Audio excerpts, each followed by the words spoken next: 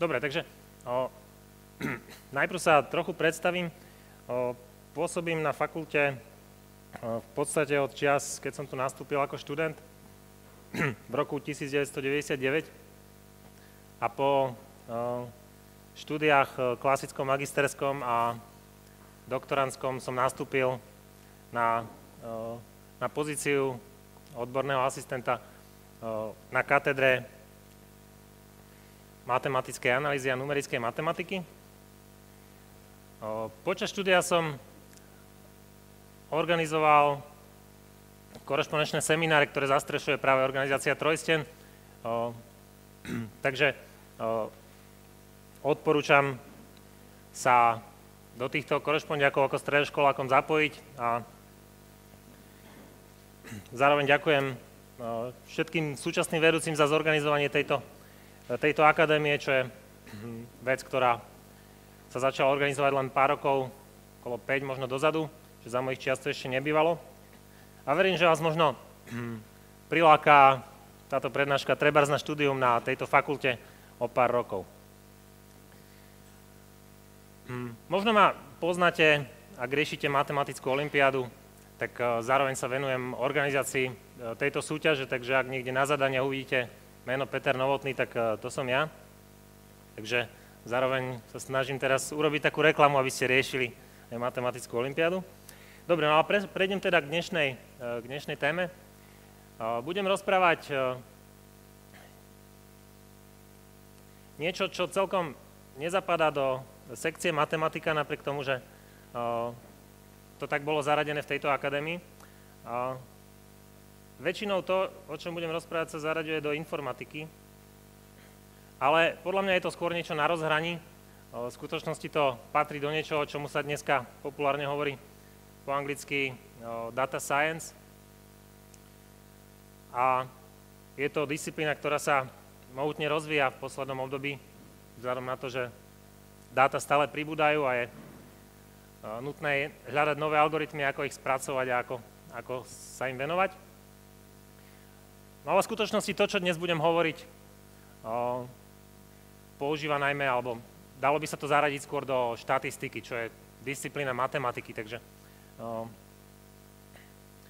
nevybočujem celkom z toho zaradenia v rámci toho dnešného dňa. Dobre, názov tej témy je ako predpovedať iné veci ako počasie. A teda asi tušíte, že sa budeme zaoberať nejakou predikciou. Ak ste si prečítali abstrakt, tak je tam niekoľko problémov, ktorými sa budeme zaoberať. Na úvod tak poviem také nejaké intro do toho data science, alebo v skutočnosti do niečo, čo je podmnožinou toho data science a čo sa nazýva strojové učenie, po anglicky machine learning. Takže ako som povedal, potreba vytvárať nové algoritmy, ktoré pracujú s týmto množstvom dát, vznikla najmä v posledných 10 ročiach, keď naozaj množstvo dát, ktoré ľudstvo spracová má, sa niekoľko znásobilo a je problém sa v tom orientovať a vydolovať z toho nejaké užitočné údaje. Našťastie máme na to počítače, v skutočnosti je to skôr asi naopak, nie, že vzniklo veľa dát a preto sa vymysleli počítače, aby sa s tými dátami dalo robiť, ale vznikli počítače, čo spôsobilo jednoduchosť generovania veľkého počtu dát a ich zdieľanie medzi rôznymi ľuďmi. No a našťastie ešte pred počítačmi vznikla teda matematika a v rámci nej štatistika, ktorá nám pomáha s týmito dátami pracovať.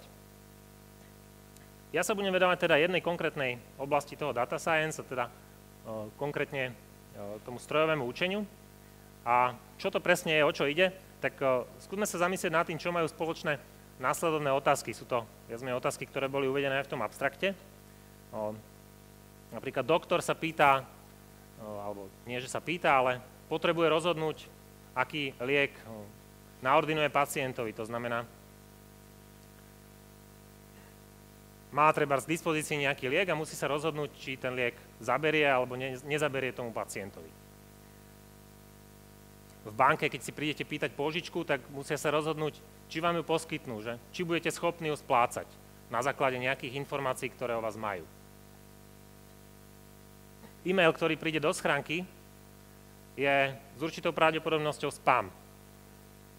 No a ten systém, ktorý rozhoduje, či to zaradí do spamového koša alebo nie, sa musí rozhodnúť, či ten e-mail je spam a musí to zase urobiť na základe treba z obsahu toho e-mailu alebo akýkoľvek informácií, ktoré teda z toho e-mailu si môže dovoliť získať. Prípadne ďalšia taká otázka. Máme nejaký obrázok, ktorý nasnímali teleskopy a máme rozhodnúť, že či na tom obrázku je alebo nie je asteroid, ktorý potenciálne teda, ak to je asteroid, tak treba sledovať jeho dráhu, či náhodou neohrozí našu planetu. Prípadne máte nejakú, alebo je nejaká spoločnosť, ktorá príjma hovory od zákazníkov z celého sveta a na nejaké jedno číslo a keď sa chce rozhodnúť, keď chce určiť, že kto sa bude s tým zákazníkom ďalej rozprávať, nejaký automat, ktorý ten hovor príjme, tak potrebuje zistiť, že v akom jazyku hovorí ten človek. Takže čo majú spoločné tieto otázky? Teda sada ďalších otázok veľmi podobného typu. Spoločné majú tie otázky to, že na rovnaké otázky, to znamená, či zaberie liek, či bol schopný splácať klient pôžičku a tak ďalej, máme odpovedi z minulosti, len pre iné subjekty. Teda pod tým slovom subjekt budem dneska rozumieť v prípade tej prvej otázky pacienta, v prípade druhej otázky klienta, ktorý prišiel, tretia otázka je subjekt e-mail, štvrtá otázka je subjekt ten obrázok, piatá otázka je subjekt tá zvuková nahrávka, ktorá prišla do toho telefónu. Takže pre všetky tieto otázky máme k dispozícii správne odpovede z minulosti. To znamená, máme nejakú databázu klientov banky, ktorí v minulosti žiadali o tú požičku a banka teda vie, či boli schopní splácať alebo nie. Alebo máme množstvo e-mailov v inboxoch, či už v inboxe toho konkrétneho užívateľa, ktorému prišiel ten mail, o ktorom chceme rozhodnúť, či to je spam alebo nie. Prípadne e-maily z celej služby, ktorú poskytujeme. A máme z minulosti informáciu o tom, či nejaký e-mail bol spam alebo nebol. Buď na základe toho, že ho daný užívateľ označil ako spam, alebo na základe toho, že sme ho zaradili v minulosti do spamového koša a užívateľ bol s tým spokojný a nevrátil toto rozhodnutie naspäť. Takže máme takéto informácie. Tieto informácie budem nazývať dneska trénovacia množina. Čiže máme nejakú množinu, na ktorej poznáme správne odpovede. Množinu subjektov, na ktorej poznáme správne odpovede a snažíme sa teda na základe tejto trénovacej množiny rozhodnúť, že ten náš subjekt, na ktorý sa aktuálne pýtame, aká je odpoveď pri ňom. No, tak intuitívne tušíme, že by to mohlo pomôcť, že jednoducho, ak v tej trénovacej množine sú subjekty, ktoré majú podobné vlastnosti ako ten náš subjekt, tak sa dá očakávať, že aj ten náš subjekt, ten náš klient, ktorý je podobný ako sada klientov, ktorí v minulosti boli schopní splácať tú požičku, tak je šanca, že aj ten nový klient bude vedieť alebo bude schopný splácať tú pôžičku. Lenže pokiaľ tých dát máme strašne veľa, tak je dosť náročné povedať, že čo to znamená podobné vlastnosti a akým spôsobom teda zvoliť tú správnu odpoveď, lebo žiadny z tých subjektov nie je úplne totožný s tým, ktorý máme, alebo je ich tam viac, ale líšia sa pri nich tie odpovede. Takže toto ako keby musíme vedieť využiť tie dáta a nejak ich spracovať, no a keď je tých dát veľa, tak samozrejme nemáme inú možnosť, ako nejakým spôsobom použiť počítače. No a v podstate toto je asi tak zhrnuté, že čím sa zaoberá to strojové učenie. Takže máme nejakú trénovaciu množinu, na základe nej chceme odpovedať na nejakú otázku, na ktorú máme správnu odpoveď z minulosti, pri iných subjektoch aj na nejakú otázku o subjekte, o ktorom tú odpoveď nepoznáme. Ako som vravel, celé data science a v rámci toho to strojové učenie je v súčasnosti silno sa rozvíjajúca disciplína a stále vznikajú nové alebo kombinujú sa existujúce spôsoby na vytváranie stále lepších a lepších takýchto rozhodovacích mechanizmov. Ja len tak rýchlo prebehnem, že čo všetko do tohto spadá, takže môžu to byť rôzne naivné postupy, trebárs založené len na nejakej vyslovene pravdepodobnosti, jednoduchej skúmaním jednej tej vlastnosti toho subjektu. Potom sú to rôzne rozhodovacie stromy a to je niečo, o čom vlastne dneska budem viac hovoriť. Prípadne neurónové siete, rôzne druhy regresí a tak ďalej. Je toho naozaj veľa a mnohé z tých vecí sú komplikované a na ich štúdium treba si nájsť veľa času a teda treba s tým mať veľa praktických skúseností, aby sme ich vedeli použiť. Ale mnohé z nich sú veľmi jednoduché a ku podivu dávajú veľmi dobré výsledky napriek tomu, aké sú triviálne. Predtým, ako teda začneme sa venovať tým pokusom, tak ešte taká poznámočka, že to strojové učenie, ja som vlastne hovoril len o type problémov, kde máme nejakú jednu otázku a viac menej odpoveď bola typu áno, nie. Hej? Bude klient schopný splácať požičku? Áno, nie. Zaberie liek? Áno, nie. Často tie otázky ale sú nie na áno, nie, ale treba spýtame sa na nejakú hodnotu. Hej? Že treba, že tento konkrétny klient akú veľkú požičku by bol schopný ešte splatiť. Čiže hľadáme nejakú, nie iba jednu odpoveď z dvoch možných, ale jednu odpoveď z celej škály možných z nejakého v podstate intervalu číselného. Prípadne to môže byť v prípade tých jazykov, čo vlastne bola tá posledná otázka, tam nemáme dve možnosti, ale tých jazykov, ktorým môže hovoriť viacero rôznych. Ja si musím zvoliť z tej množiny všetkých svetových jazykov jeden, ktorý je správna odpoveď. Takže týmto sa potom líšia aj jednotlivé algoritmy, ktoré používam. Ale ja budem sa zaoberať najmä tým problémom, keď máme otázku typu áno, nie. Takže tým sa budeme zaoberať. No a budeme to robiť na jednom konkrétnom príklade. Čiže ukážeme si jednu konkrétnu metódu z toho strojového učenia, ktorá je naozaj v podstate triviálna a môžete si ju sami vyskúšať a v skutočnosti ale veľmi, veľmi účinná. Takže budeme pracovať v skutočnosti s reálnymi dátami a tie dáta sa budú týkať vás všetkých tu v posluchárni. Teraz predtým, ako poviem, akým spôsobom tie dáta získame, tak len taká poznámočka bokom, že v skutočnosti je veľmi dôležité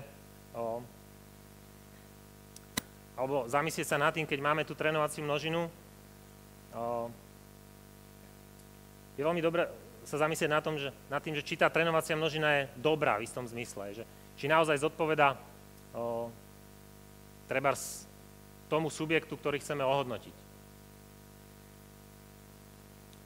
V histórii bolo veľa takých prípadov, keď trebárs sme si mysleli, alebo niekto si myslel o nejakom trebárs prieskume, že je významný, ale pritom napokon sa ukázalo, že to nebolo tak. Trošku odbočím, napríklad taká vtipná historka tohto typu je napríklad o Coca-Cole a Pepsi-Cole, keď Coca-Cola strácala svoj podiel na trhu niekedy v 80. rokoch minulého storočia a chcela ako keby toto zvrátiť, tak robili sériu testov, ochutnávacích testov pri zákazníkoch a zákazníci mali na základe akéhosi ochutnania nápoja, ktorý nemal označenie, rozhodnúť, že ktorý z tých nápojov je lepší. A Pepsi takéto testy robilo a vychádzalo z nich, že zákazníci uprednostňovali Pepsi-Colu pred Coca-Colou v týchto testoch, pri ktorých tie nápoje neboli označené. No a Coca-Cola to chcela zvrátiť, tak vymyslela nejaký nový recept a zmenila ten svoj recept na Coca-Colu nejakým spôsobom, vymyslela nový nápoj a dala ho testovať týmto tzv. Slepým testom zákazníkom a vytvorila taký nápoj, ktorý vyhrával v tých testoch nad Pepsi-Colou.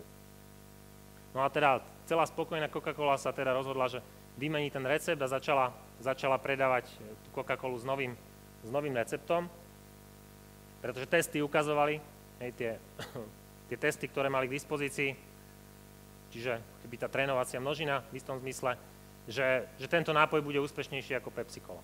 No ale v skutočnosti to dopadlo veľmi zle a ten nový nápoj mal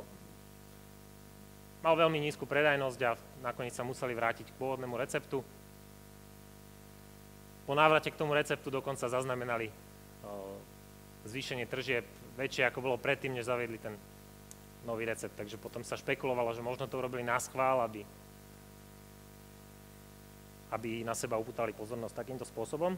No a teda, čo je dôvod, že to tak dopadlo? No dôvod je ten, že keď ochutnávame nápoj, tak to nie je celkom to, čo sa deje, keď si nápoj kúpime a potom ho pijeme. Keď ochutnávame nápoj, tak väčšinou si len trochu srkneme z jedného, z druhého a povieme, ktorý je lepší. A pri takýchto malých množstvách zvyknú ľudia uprednostňovať ten sladší nápoj, kdežto keď pijeme vo väčšom množstve, tak uprednostníme nápoj, ktorý nie je až taký sladký. Dalo by sa to jednou vetou zhrnúť, že neviem, či nejaké testy dokonca nerobili naslepo, že zaviazali tým testujúcim ľuďom oči, aby nevideli farbu toho nápoja, aby teda nevedeli podľa toho, či to je Pepsi-Cola alebo Coca-Cola. A záver bol teda, že aký má zmysel robiť také testy naslepo, veď ľudia, keď si kúpia ten nápoj, tak ho nepijú so zavretými očami a teda ten výsledok v podstate nemá pre distribúciu toho nápoja žiadny zmysel. Naozaj, často keď zbierame dáta spôsobom, že robíme nejaký prieskum mienky verejnej, tak často to, čo dostaneme, je istým spôsobom vychýlené od skutočnosti. Treba sa robili prieskumy, že sa pýtali ľudí, že ktorá vlastnosť auta je pre nich rozhodujúca pri kúpe auta. To znamená, či to je cena, farba, značka, výbava a tak ďalej. No a pri tom prieskume ľudia odpovedajú racionálne, alebo snažia sa odpovedať racionálne, že cena a výbava, ale v skutočnosti, keď sa s tými dátami, tak sa zistí, že najrozhodujúcejším faktorom je farba, alebo niečo také smiešné. Takže, keď zbierame dáta, tak toto musíme mať na pamäti, že aby to, čo zozbierame, viac menej malo pre to naše rozhodovanie, ktoré budeme neskôr robiť, zmysel. Dobre, takže akým spôsobom to testovanie alebo tie pokusy dnes budeme robiť? V dnešnej dobe verím, že mnohí tu máte mobilné telefóny, ktoré majú pripojenie na internet a viete sa prihlásiť na túto stránku, ktorá tu je a vyplniť mi taký nejaký dotazník.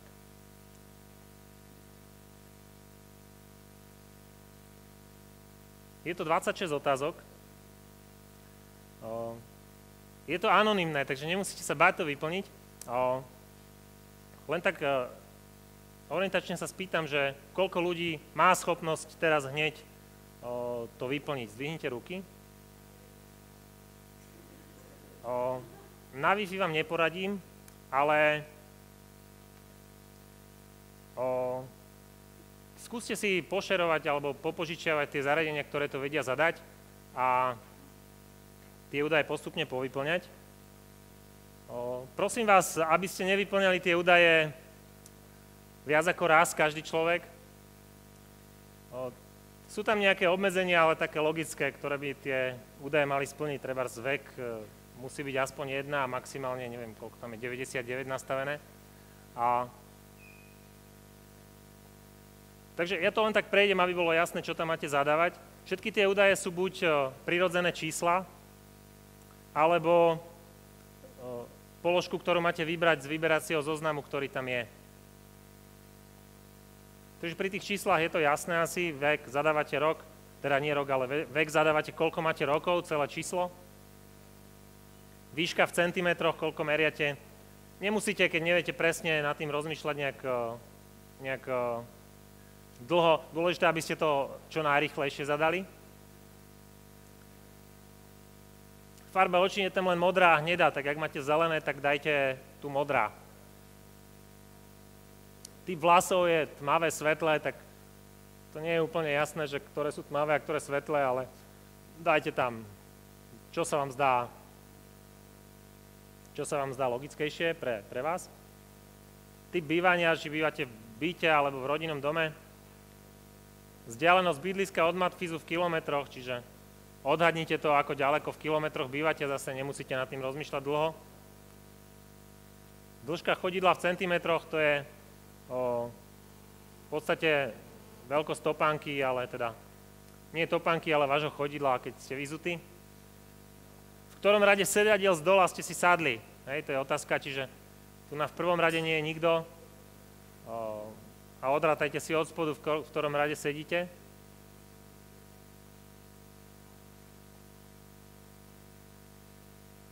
Potom sú tam otázky, či nosíte okuliare alebo kontaktné šošovky, čiže zase tam zadajte o sebe tento údaj. Potom je tam otázka na nejaké predmety, či vlastníte, či máte bicykel, lyže, korčule a notebook, tak tým sa myslí, že vlastníte ako keby ten predmet, že je to naozaj váš, nie že doma máte jeden notebook, ale že naozaj vy máte notebook, alebo vy máte bicykel, o ktorom keď sa ľudia spýtajú, že komu patrí ten bicykel, tak poviete, že áno, je to môj. Korčule môžete zadať aj ľadové, aj inline korčule.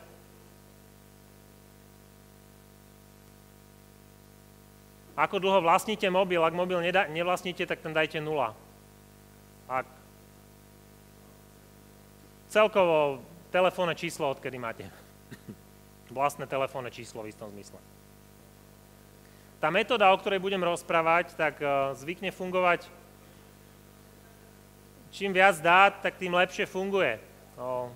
Keď tak odhadujem, tak tu je pár desiatok ľudí, tak nebude to žiadna sláva. Ale skúsime to a aspoň uvidíme, jak to funguje. Aha, ešte na konci, keď vám to saveне ten údaj, tak vám to ukáže nejaké číslo.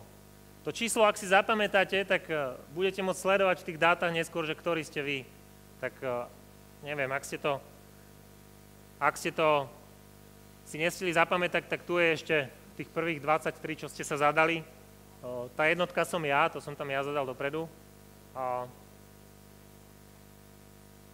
A tí ostatní si skúste zapamätať svoje číslo, ak chcete vidieť sa potom v tých dátach, že kde zhruba ste.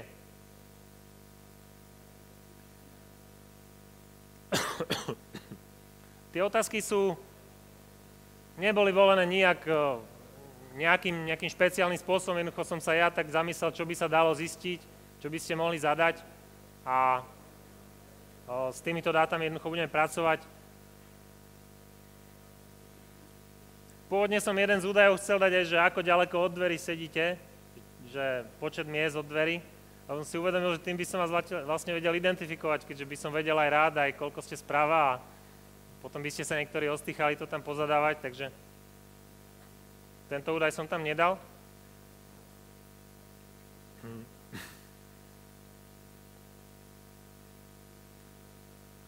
No a čo teda budeme robiť je, toto bude naša trénovacia množina, ale zároveň časť z tej množiny budeme používať aj ako testovaciu.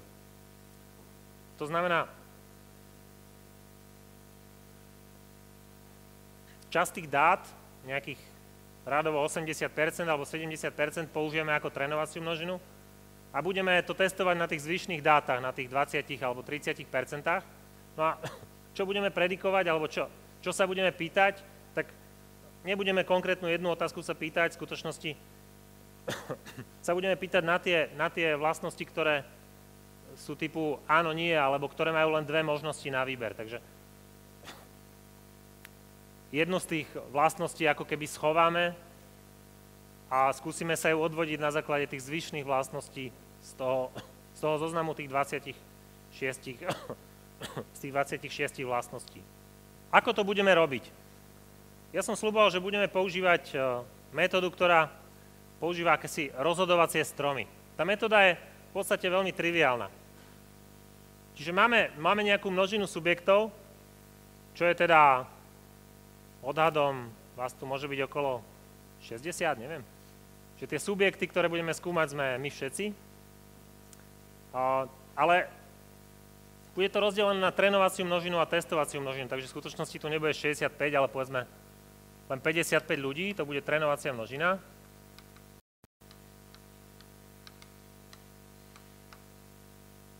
A tu niekde bokom si necháme 10 ľudí, ktorí budú tvoriť našu testovaciu množinu. No a v každom tom pokuse budeme predikovať jednu konkrétnu vec. Takže povedzme, že budeme predikovať, že či bývate v rodinnom dome alebo v byte.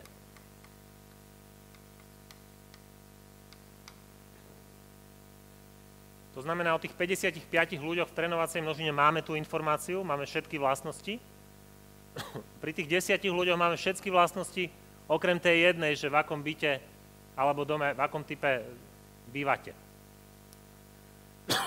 No a teraz tých 55 ľudí budeme postupne testovať takým štýlom, že pokiaľ povedzme, že tých všetkých vlastností je 26, z toho jedna je tá, čo predikujeme.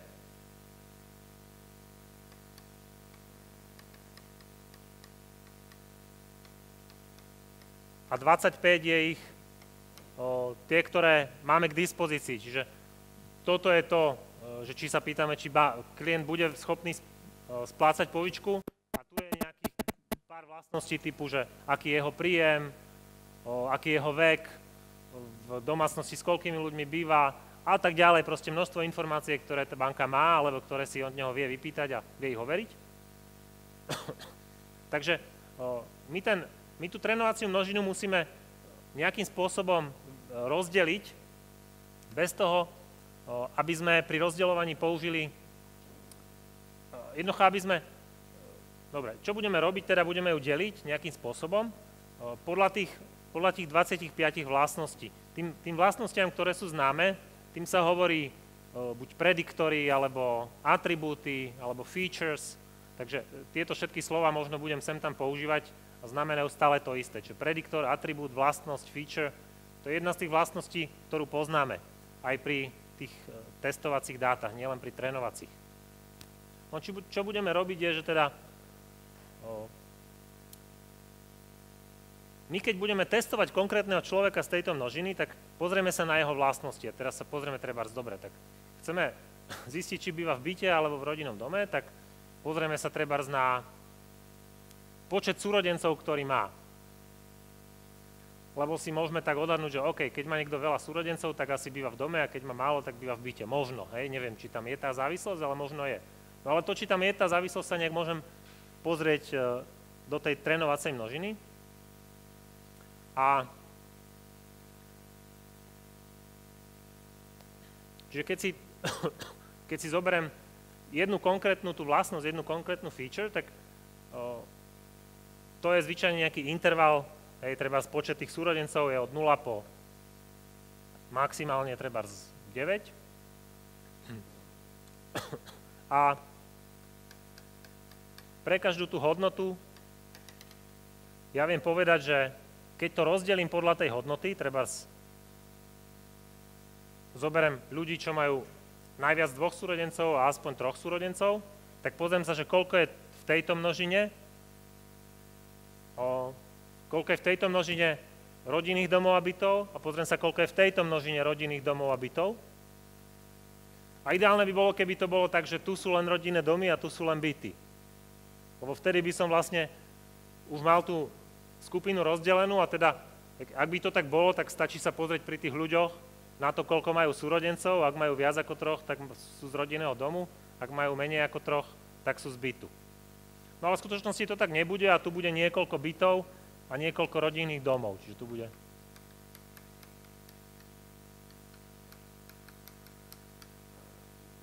No a teraz, ako zvoliť túto hodnotu na to delenie? Tak asi je dobre zvoliť ju tak, aby tu tie pomery v tých dvoch častiach boli také, že čo najmenej podobné tomu pomeru v tejto množine. Čiže tu, ak bolo pol na pol, byty a domy, tak tu chceme treba, aby bolo čo najviac bytov vľavo a čo najmenej domov a napravo, aby bolo čo najviac domov a čo najmenej bytov. A teraz viem tú hranicu nejak zvoliť, rozumne, ktorá zodpovedá tomu najlepšiemu deleniu. To, že čo znamená najlepšie delenie, to je trochu matematická otázka. V princípe, čo ja chcem, je, že keď sa pozriem do tejto množiny, tak pomer bytov k domom je číslo z intervalu 0,1. Takže ak tam sú samé byty a žiadny dom, tak byty, teda nie k byty k domom, ale k byty ku všetkým. Tak. Čiže koľko percent bytov z celej tej množiny tam je. Hej? Tak ak tam nie je žiadny byt, tak je to 0. Ak sú tam samé byty, tak je to 1. No a to je pre mňa ideálne, ak je to takto. No ale v skutočnosti to tak skoro nikdy nebude a ten pomer bude niekde z toho intervalu. Najhoršie bude asi, keby to bolo presne 0,5. Povedzme, hej, že to je možno nie úplne celkom pravda, ale možno najhoršie je, ak ten pomer je presne taký, ako bol v tejto množine. Ale aby sme to nekomplikovali, tak povedzme, že budeme to chcieť rozdeľovať tak, aby ten pomer bol nejaký takýto. No a teraz potrebujem cez to preložiť nejakú funkciu, ktorá mi bude hovoriť, že ako zlé to delenie je. Že to je akoby nejaká pokuta, čo pri tom delení, že ak to je 0,5, tak tá pokuta je najvyššia, ak je to 0 alebo 1, tak tá pokuta nie je žiadna. A tú pokutu musím zrátať aj pre tú ľavú časť, aj pre tú pravú časť. No a tak potrebujem to nejako preložiť tú funkciu, tak mohol by som to preložiť takto, ale to by tá funkcia matematicky nebola moc hladká, že tu bol taký zlom a to je také divné. Hej, takže väčšinou sa to robí, treba jedna možnosť je preložiť cez to parabolu. A to sa naozaj robí a to sa potom nazýva nejak, že Giniho rozdeľovacie kritérium. A v skutočnosti ja som robil také nejaké pokusy na rôznych dáta a ukázalo sa mi, vo väčšine prípadov je lepšie tú funkciu ešte troška viac vychyliť. Jednoducho, nerozumiem možno ani tomu celkom, že prečo je to tak, alebo netreba tomu až tak rozumieť. Jednoducho z tých pokusov, ktoré som robil, ale to vyplývalo, že veľmi často bolo lepšie tú funkciu takto posunúť. Čiže v skutočnosti dosť často používam, že kružnicu tam dám takto. Hej, takú polkružnicu cez tie body preložím. No a teraz, že takto to nejak ohodnotím, to delenie a vyberem z tých delení také, ktoré mi dá najmenšiu tú pokutu. No lenže ja to nemusím deliť len podľa počtu súrodencov, ale podľa ktorejkoľvek ďalšej z tých vlastností. No a čo teda môžem urobiť, že prejsť úplne všetky možné delenia tej množiny a vybrať to, ktoré mi dá najmenšiu pokutu v tomto zmysle. A to mi rozdelí tú množinu na dve časti. Tu teda budú ľudia, ktorí majú menej, trebárs keby vyhralo toto delenie, tu budú ľudia, ktorí majú menej ako 3 súrodencov, tu budú ľudia, ktorí majú aspoň 3 súrodencov a zase je tu nejaký pomer bytov a domov a budem ďalej deliť tú množinu v rovnakom zmysle, ale už budem to najlepšie delenie vyberať nie ako najlepšie delenie tejto množiny, ale už len tejto množiny. Takže je jasné, že toto delenie už tam nevyhrá, lebo toto delenie už všetci by boli naľavo a keď sú všetci naľavo, tak tá penálta no aj akože ešte tam treba sa nejak pohrať s tým, že aké veľké sú tie množiny, na ktoré som to rozdelil, takže to niekto tej penálty musím započítať. Ale v princípe také delenie ani nemá zmysel robiť, lebo to nie je delenie, ale tá množina mi ostane taká, ako je. Dobre, takže takto to postupne rozdelím ten strom, až mi ostanú, akože rozkonarujem ten strom a už mi ostanú len listy, v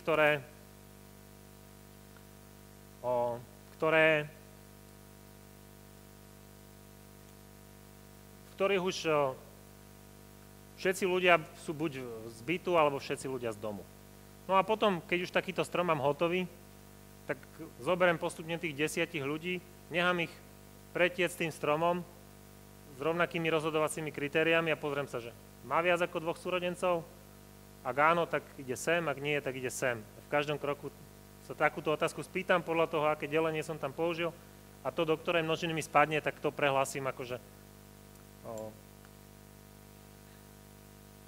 že bude z bytu alebo z rodinného domu. Takže môžeme sa pozrieť, ako to dopadne na tých dátach, ktoré máme.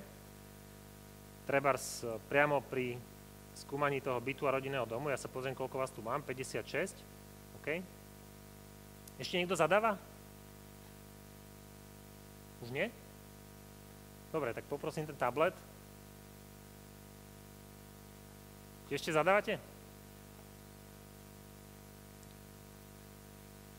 Dobre, však môžeme to zatiaľ urobiť s tými dátami, ktoré máme.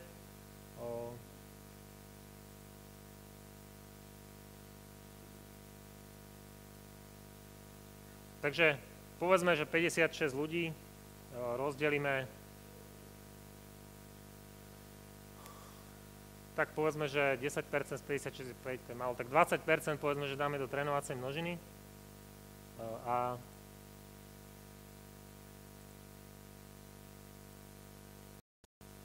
80% teda naopak, 80 do trénovacej a 20 do testovacej. To mi budete musieť veriť trochu, že naozaj tie odpovede z tej testovacej množiny nepoužívam pri rozhodovaní.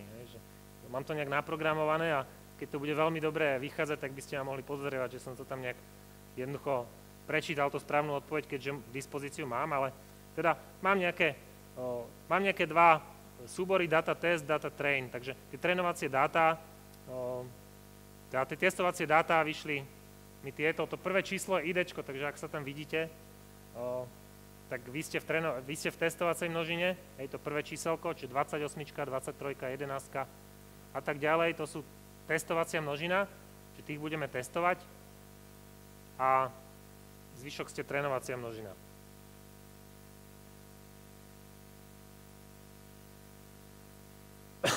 Dobre, takže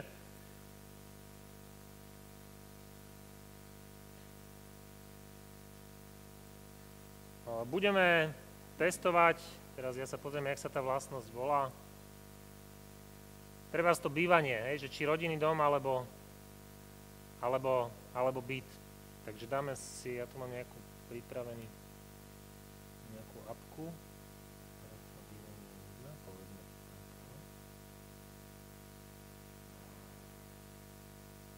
Dobre, takže dopadlo to nejak takto.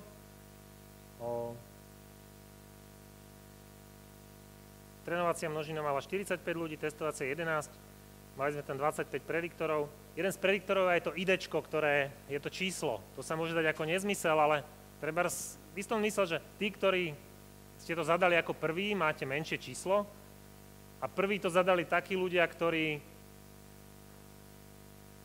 mali k dispozícii internet. Takže tá vlastnosť, to idečko mi vlastne hovorí, že či máte k dispozícii mobil s internetom alebo nie. Čím menšie číslo, tak tým väčšia šanca, že ho máte. Takže v istom mysle to môže byť logická informácia. Čiže to je taká informácia navyše, ktorú ste vy osobne nezadávali, ale ktorú ja som z tých keby dát vycúcal. A toto ako data science inžinier môžem veľmi často robiť. A to aj stránky, treba vy, keď ste, ja neviem, na Facebooku, zadáte nejaké posty, tak tá stránka sleduje nielen to, čo tam zadávate, ale že z akého počítača, o koľkej ste to zadali a tak ďalej. Takže takéto všetky informácie o vás ľudia majú.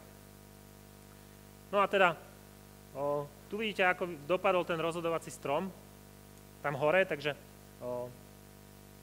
najlepšie kritérium sa ukázalo ako vzdialenosť, ako ďaleko od matfizu bývate. Konkrétne tá splitovacia vzdialenosť vyšla 11, takže tí, čo bývate menej ako 11 km od matfizu, tak vyšlo, že takých ľudí je 9. Viac ako 11, 36 a z tých 9 ľudí všetci majú tú vlastnosť, že bývajú v byte. To je asi také rozumné, lebo do vzdialenosti 11 km od Matfizu není veľmi veľa rodinných domov. Z tých zvyšných ľudí 36, tak 13 bývajú v byte a 23 v rodinnom dome. No a takto to delenie pokračovalo. Takže vidíte, že tá prvá množina, čiže ako to vyšlo, tá prvá množina, čiže máme tých 45 ľudí, či koľko ich bolo? A to prvé delenie bolo, že podľa vzdialenosti od Matfizu.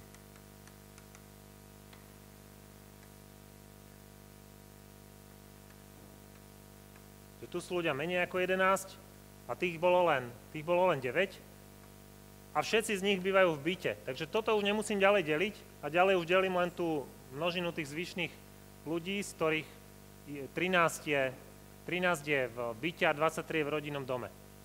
No a vidíme, že to ďalšie kritérium vyšlo, že je, či máte psa. A teda tam je tá hodnota 0,5, lebo tá vlastnosť je len 0 alebo 1. Nepýtal som sa na počet psov, ktorých máte, ale iba, že či máte psa.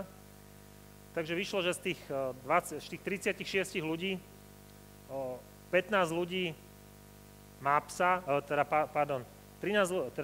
15 ľudí nemá psa a 21 ľudí má psa. Takže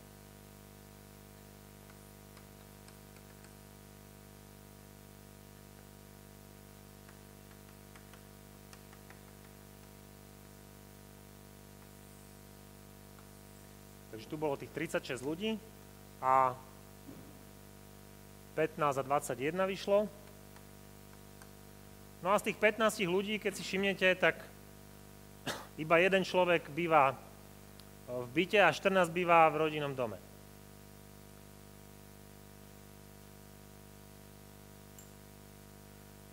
Takže preto bolo zase to rozdelenie vybraté. No a takto to ide ďalej, takže tam vidíte, že ako to rozkonárovanie ďalej fungovalo, až sa to dostalo na listy, ktoré mali iba identických všetkých subjektov. No a teda je to aj nejaká štatistika použitia tých prediktorov. Dva stĺpce sú tam. Ten prvý hovorí, koľkokrát bol ten prediktor použitý aj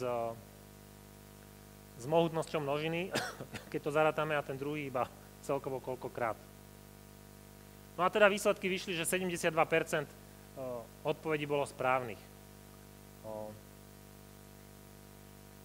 Takže neúspešní sme boli na IDčku číslo 4 a 40 a 12 z týchto možností. Takže 72% úspešnosť.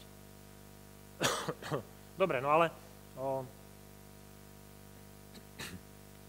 veľmi často býva takýto strom, ktorý dostaneme týmto delením pretrénovaný. To znamená, tým, že ideme až úplne, keď máte veľmi obrovskú množinu, tak tým, že to delíte až do samotných úzlov veľkosti 1 trebárs, tak veľmi často, nechcem o tom hovoriť veľa, aby sme ešte niečo viac stihli, ale teda výsledok je, že ten strom je často pretrénovaný. No a teraz, čo sa s tým robí, je, že oveľa lepšie výsledky dostaneme, keď vytvoríme množstvo stromov, nie iba jeden strom. No a ten jeden strom sme robili ako keby deterministicky, že zobrali sme najlepšie možné delenie. Takže keď chceme urobiť viac stromov, tak použijeme nie najlepšie možné delenie, ale jednak tie stromy budú za každým raz trochu na inej množine. Čiže čo sa robí je, že nezoberieme z tej trénovacej množiny týchto 45 ľudí, ale vyberáme z tej množiny náhodne človeka a navraciame ho do tej množiny. Takže vyberieme takisto množinu veľkosti 45, ale niekto v nej môže byť viackrát a niekto v nej nebude vôbec. Čiže to sa musí hovorí selection alebo výber with replacement, čiže s nahradením toho človeka. Znovu ho vybrali, ale nahradíme tam toho človeka, znovu ho tam dáme do tej množiny. No a navyše v každom tom kroku rozkonárovania to testujeme nie na všetkých tých feature, nie na všetkých tých prediktorov, ale len nejakú náhodnú množinu prediktorov zvolíme. Znamená, že nie je 25 v každom kroku, ale náhodne z tých 25 vyberem. Trebárs taká hodnota, čo sa bere často, že od mostína z počtu tých prediktorov, čiže 5 prediktorov. ale len z tých 5 vyberem to najlepšie možné delenie. No a na konci, keď máme tých veľa stromov, tak jednoducho spriemerujeme tie výsledky z jednotlivých stromov. Takže ako to dopadne v takom prípade? Že ja treba urobím 500 stromov.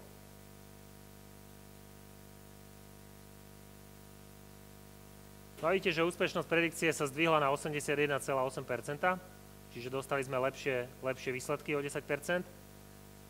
A tu nám má trochu zaujímavejšia je potom aj tá tabuľka, že koľkokrát každá tá vlastnosť bola použitá. Takže najdôležitejšia bola tá vzdialenosť, vlastnosť a ID sa ukázalo ako dôležité tiež, čo je celkom zaujímavé možno. Teraz vzdialenosť a ID. Dobre, no a teda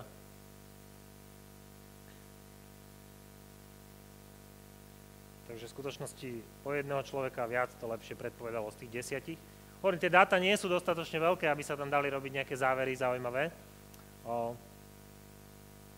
Ale teda, všimnite si, že pomerne rýchlo ten tréning prebehol. Čím väčšia tá množina je, tak tým dlhšie ten tréning trvá. Dobre, no a keďže už nemám veľa času, tak sme si ukázali veľmi jednoduchý spôsob, ako urobiť taký nejaký rozhodovací algoritmus, ktorý nám odpovie v podstate na akékoľvek otázky. Pokiaľ máme tie dáta k dispozícii, tak urobiť to na programátor, to je veľmi ľahké. Na to nepotrebujete byť veľmi programátor. A skôr dôležité je vedieť správne vybrať tie vlastnosti z nejakej sady vlastností. A pokiaľ chcete, tak môžete si skúsiť v tomto zasúťažiť. Existuje niekoľko stránok na internete, kde sa dá súťažiť v predikovaní takýchto vecí. Ja spomeniem dve z nich, takže jedna z nich, a tak som sa k tomu dostal aj ja vlastne,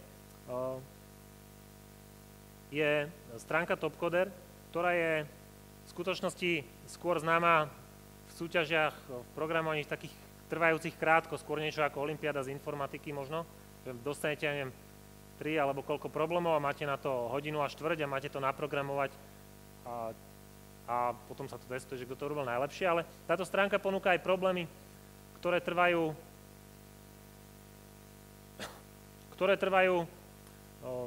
hodinu, konkrétne tak 2-3 týždňové problémy, ktoré sú práve často z tejto oblasti, že treba niečo predikovať. Za rok býva okolo 5 až 10 súťaží tohto typu na tej stránke. Ja som sa k tomu dostal pred 2 rokmi, že som sa zapájal do tých súťaží tohto typu a teda bol som v tom veľmi neúspešný z počiatku a potom z fór, na ktorých diskutovali ľudia o tých riešeniach, ktoré spravili, som sa dozvedel, že existuje niečo ako náhodný les, to je to, čo sme robili, po anglicky random forest, predtým som to nepočul. To bolo 2 roky dozadu, keď som sa s tým stretol. A teda potom som to skúsil aplikovať na jeden ten problém, ktorý tam zadali, a to bol práve problém, ktorý sa nazýval Asteroid Reactor, alebo Rejector. Čiže cieľom bolo v podstate to, že mali ste k dispozícii množstvo takýchto obrázkov, ktoré nafotil nejaký teleskop, teda v skutočnosti sád takých štvoric obrázkov.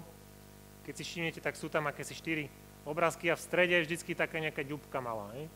A teraz pýtame sa, či to je alebo nie je asteroid. No a obloha má takýchto záberov, to je s veľmi malým rozlíšením spravený, takže takýchto snímok oblohy, keď chcete pokryť celú oblohu a urobíte to, tak máte naozaj tisícky, ak nie 100 000 alebo koľko obrázkov. Ešte v rôznych časoch to fotíte, takže naozaj máte množstvo dát. No a teraz, to, či je to asteroid alebo nie, to vie povedať nejaký astronóm na základe rôznych dát, jednak ako vyzerá ten obrázok a jednak nejaké ďalšie vlastnosti k tomu boli, trebárs, že akým sklonom letel ten objekt. V skutočnosti to nie je miesto jednej oblohy, ale nejaké 4 miesta na oblohe ležiace na priamke, odfotené. No a keďže Zem sa točí, a cieľom je povedať teda, že nejakí astronómovia to ohodnotili a povedali, že toto sú a toto nie sú asteroidy. A my teraz máme dáta a máme ohodnotiť to tak, aby sme sa strafili do tých hodnotení od tých astronómov. Pričom teda máme tá súťažiaca, teda tá stránka, ktorá organizuje tú súťaž, nám poskytne tie dáta, poskytne nám ich v tvare, že niektoré, v podstate niečo podobné ako tu, že oni majú všetko toto v dispozícii, ale nám dajú plné odpovede len na tých 80% a na 20% sa to potom vyhodnocuje. No ale oni ten algoritmus potom môžu posunúť ďalej tomu zadávateľovi, ktorý to chcel, a ten už má neohodnotené dáta a tie už sa budú reálne teda ohodnocovať tými víťaznými algoritmami.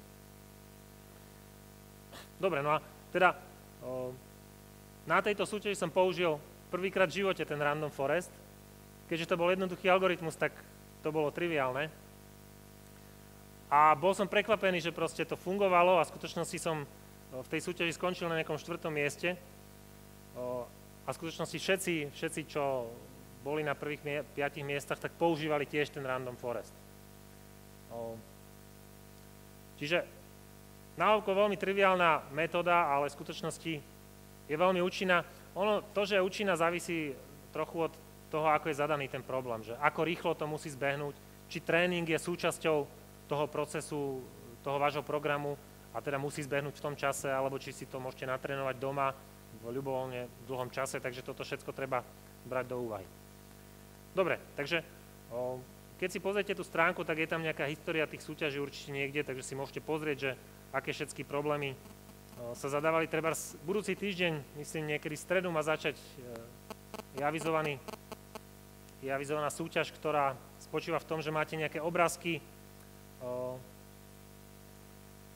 z biopsie nejakých vzoriek ľudí, u ktorých je podozrenie na rakovinu, a z tých obrázkov sa bude mať určovať nejaký faktor, že ako veľmi je ten genóm poškodený.